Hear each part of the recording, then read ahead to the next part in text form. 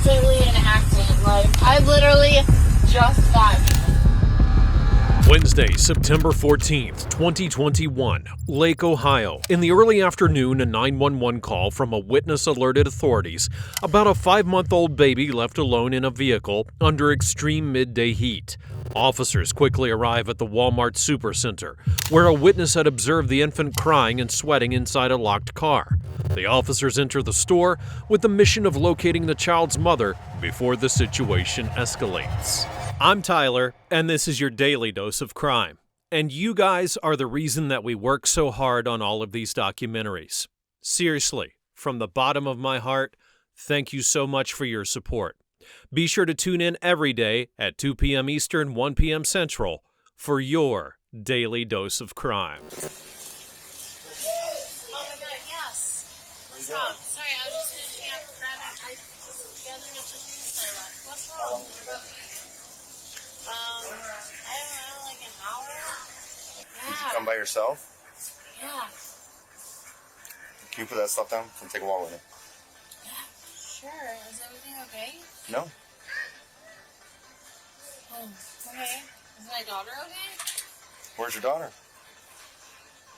The woman, visibly disconnected, is confronted by officers and avoids answering questions about her daughter's whereabouts, giving an impression of disorientation that raises more questions about her awareness of the danger she exposed her baby to. The responses from the baby's mother, identified only as a 33-year-old woman from Madison Township, were vague and detached. Her erratic behavior suggested a lack of awareness about what she had done, an emotional disconnect that began raising questions. The woman's lack of understanding became even more apparent when she was escorted to the parking lot, far from the expected reaction for the danger her daughter had faced. When confronted by officers, she seemed more focused on justifying her actions than on showing concern for her daughter's health. This behavior could indicate emotional detachment or a psychological defense mechanism, an attempt to avoid the gravity of her actions. The absence of visible distress as the woman walked toward the parking lot created an information gap. Why didn't she seem to realize the magnitude of the risk that her daughter faced?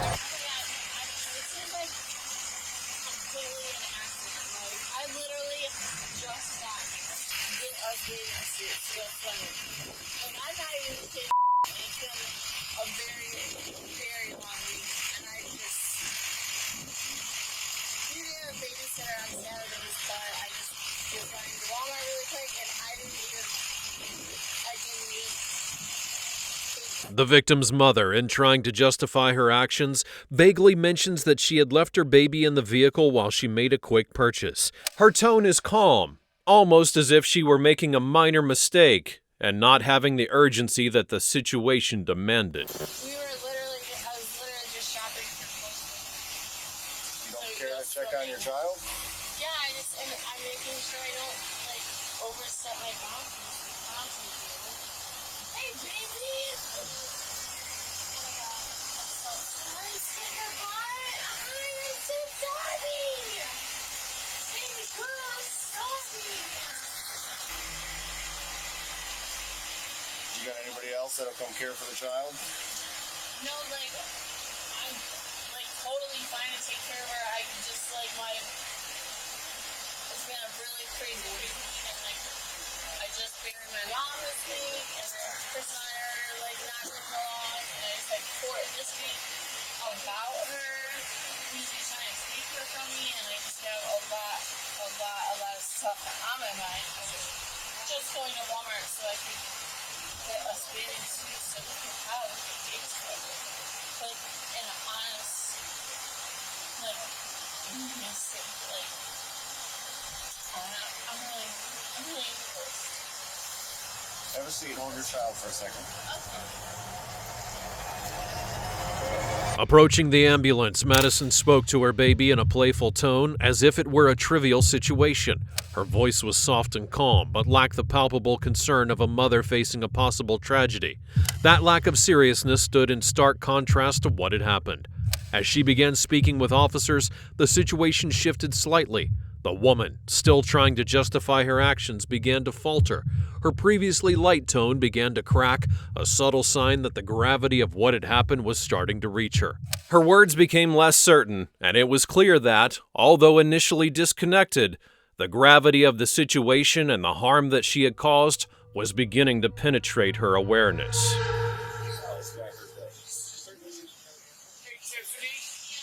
Were you here earlier today at Walmart? No? Just one time? How long do you think you were in there? Get someone to come get this baby. Mm-hmm. Yeah, it probably hurt. I don't know if I would put very dry. Take her in. Kind of a little overnap. You gonna take her in? Okay. The baby, just 5 months old, had been trapped inside the vehicle for over 2 hours, exposed to extreme heat. Conditions inside the car were lethal. No ventilation, direct sunlight, and temperatures that far exceeded safe levels for any human being. As officers discussed how to proceed, the tension was evident. They knew they were dealing with a severe case of negligence, but the question remained of how to handle the responsible woman. The uncertainty about her emotional state and her lack of full cooperation complicated their decisions, but still, they could not ignore the urgency of the situation. The baby had been rescued in time, but the mother seemed oblivious to the gravity of the harm she had caused. While paramedics examined the baby, who already showed signs of heat-related distress, officers noticed strange stains on the woman's hands, an unusual detail that did not go unnoticed. The lack of clear explanations and her erratic behavior continued to raise more questions than answers. What was the meaning of those stains on her hands? Was it just a distraction or something deeper, indicating a pattern of disconnected behavior? The situation was becoming increasingly complex. Honestly, Yeah, I'm just gonna take some baby pictures, okay? okay.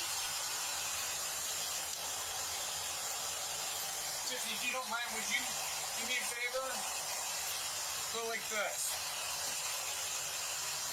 Get your nose.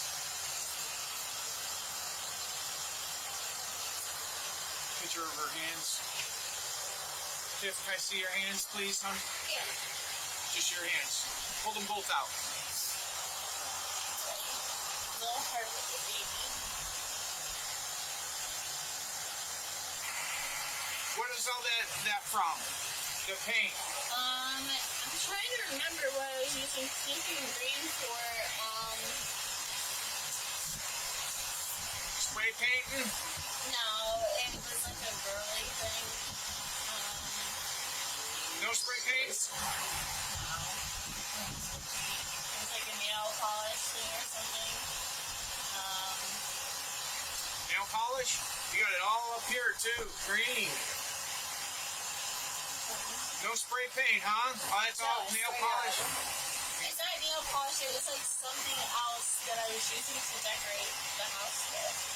But not like a big old canopy thing. You got it all over your nose.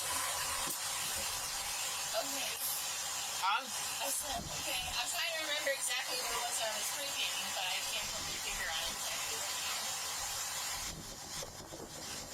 Were you huffing, Tiff? Huh? Like dirt up there, not since I Something was paint? like 15. No. Why do you got it all over your nose? Probably because I've been crying and wiping my face pretty imagine. That's all. And actually, for real now, it's been driving me nuts why I have spray paint on and I don't know why. You got paint all over you. There's paint all over the kid too. And you have no idea, huh? I don't remember, I just don't well Okay. right now person because All right. it's amazing. Do me a favor. Who can we call? Check on you and the kid. Oh, can she come check with me in my house? Because I just don't want to. What? Can she check out me at my house and stand by? No, Because coming now. When asked to step out of the ambulance, the mother's response was unusual. She spoke with uneven articulation, her gaze fixed, blinking slowly. As she tried to maintain her balance, her body swayed side to side, giving the impression that she was under the influence of substances. Call this Nikki. Here, why don't we give Nikki a call? okay. Is it dead? Listen, Tiffany, it's not a question that you love your kid or not. We know you do, okay? We know you do. It's just been a really hard week, and I'm really sorry. Like, it just... Okay. So, do you know Nikki's number off the top of your head? No, I'm sorry. No, don't tell me to hear it. I just had to do something. What kind of phone is that? It's an iPhone. If you have, like, hot I have a charger in my car. Do you want me to charge it a little bit? Yeah, well, I also don't have... My phone is shut off, so it only works on Wi-Fi, but if you charge it, I can get my phone number. Okay, you want me to charge it a little bit? That's fine.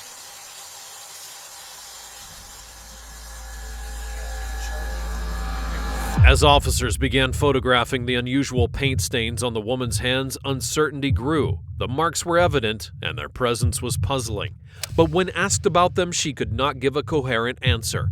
When questioned about the time she had entered the store, the victim's mother again avoided giving a clear response. Her inability to recall such simple yet critical details, like time elapsed, hinted at major inconsistencies in her statements. The confusion in her responses reflected a state of mental disarray, as though she were incapable of recognizing what had happened. In justifying her actions, the woman said that forgetting a baby in the car when you're medicated is something that happens, as if speaking about a minor mishap without grasping the seriousness of what her daughter had endured. It really is driving me nuts what this is. I'm wondering if it's because I had skin on my back.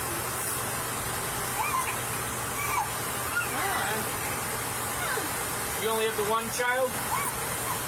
Right now, yeah. I used to have all 5 of his kids, so I guess it kind of hurts me feeling worse than I tried to take my one baby that I have now. Okay, that's your biological. You don't have any other biological kids with him or with anybody else? When officers searched the woman's vehicle, they found conditions inside as alarming as the situation itself. Officers sought to determine whether her behavior might have been influenced by substances. In a hesitant tone, the victim's mother admitted she had taken Buspar and lorazepam before entering into the store. While both of the medicines are prescriptions, they contained sedative effects, which could have contributed to the detachment from the critical situation that her daughter faced.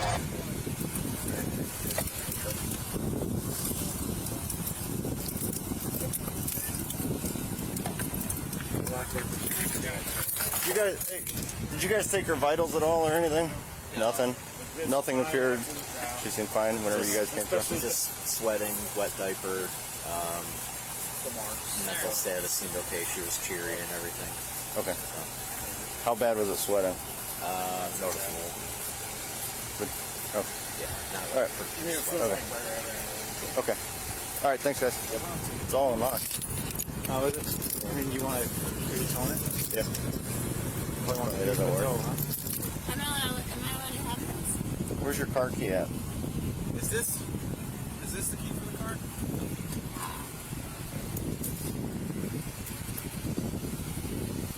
Oh, I thought I was in trouble for my cover story. Is it another double? In a moment of vulnerability, the woman begins to cry, but her distress feels hollow, as if she doesn't truly understand what she did wrong. Her tears show neither guilt nor comprehension, only confusion. Doesn't bother you? Huh? If it doesn't bother you, otherwise I'd put her in the front seat of mine. Is it, your baby hasn't eaten for a few hours. Do you think maybe it needs a bottle or something? Okay, that was 4 hours ago. Has she ate? Yeah, at least that. You know what time it is now? I don't think it has been that long. 1:38. 1:38. You came in here at 10... What time is it? 10:52. 10:52. Yeah. When the woman sat in the front seat of the patrol car, the atmosphere grew more tense. Observing her behavior, officers knew they were facing a situation that went beyond what was immediately visible. An officer asked her directly if she understood the risk she placed her daughter in. As she answered, her tone became more hesitant, though never fully expressing the guilt such actions should have provoked. Her daughter had been left alone in the vehicle for over 2 hours, exposed to temperatures that could easily have caused heat stroke. And inside the car, under direct sunlight and without ventilation, temperatures had reached dangerous levels, leaving the child distressed and dehydrated. Still, she continued to downplay the seriousness of her actions. All right, Tiffany, go and step out for me. Don't forget your flip-flops. When did you have the baby? April 4th. How did I keep that? We're supposed to be arrested that. All right, go ahead and empty everything out on your pockets, put it on the seat for me. Sure. I'll put the window down. Just put that seatbelt on for me. Put the seatbelt on.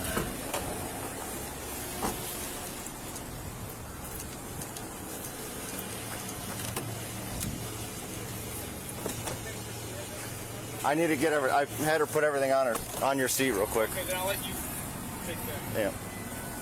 The woman is placed in the patrol car, and officers wait for a family member to arrive to take custody of her daughter. She simply resigns herself, though her demeanor shows a certain level of indifference to her child, who is now under the care of Child Protection Services.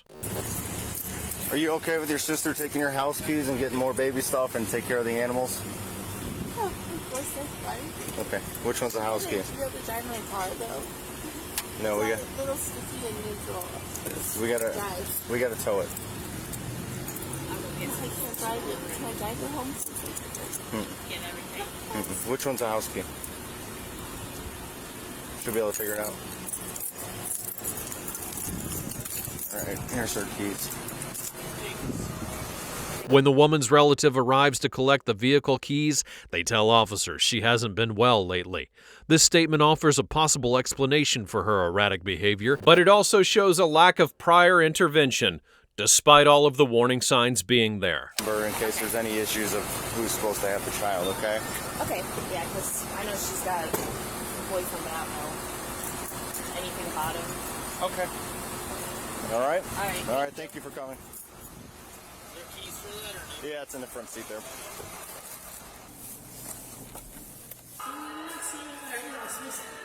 I'm so sorry. It's like a bad habit. Did you get them? Like, is that what they're? He feels like Birkenstocks, and they like sleep on their feet like the gloves. I'm not used to these ones. So you understand where your daughter is? Please? Yeah. In your vehicle, your daughter's with your sister. Yeah, I'm not really sure entirely what's happening. Your daughter's with your sister. She's going to stay with her. Your sister's going to get some stuff from your house. Okay, I'm going to contact Job and Family Services, and you're being charged with child endangerment.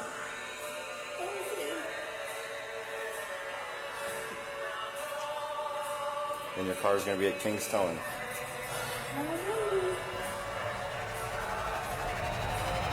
The responsible woman was placed in a second patrol car.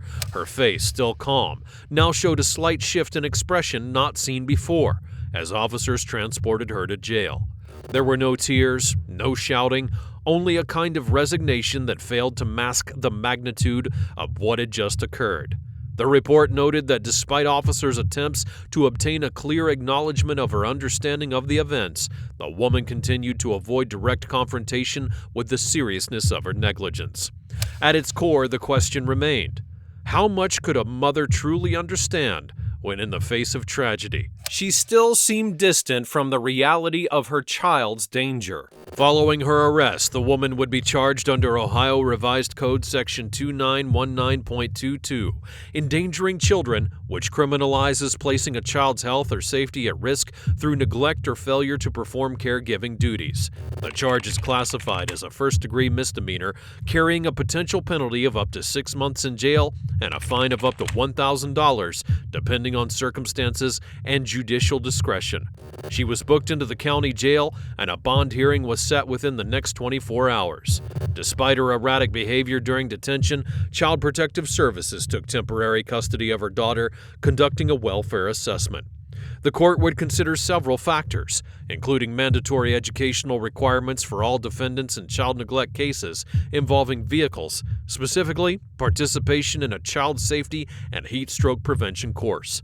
Additional conditions would include community service, focused on raising awareness about child safety, and public education on the dangers of leaving children in vehicles. Sentencing could also include probationary terms emphasizing behavioral monitoring aimed at preventing future neglect and providing family support rather than imposing purely punitive measures.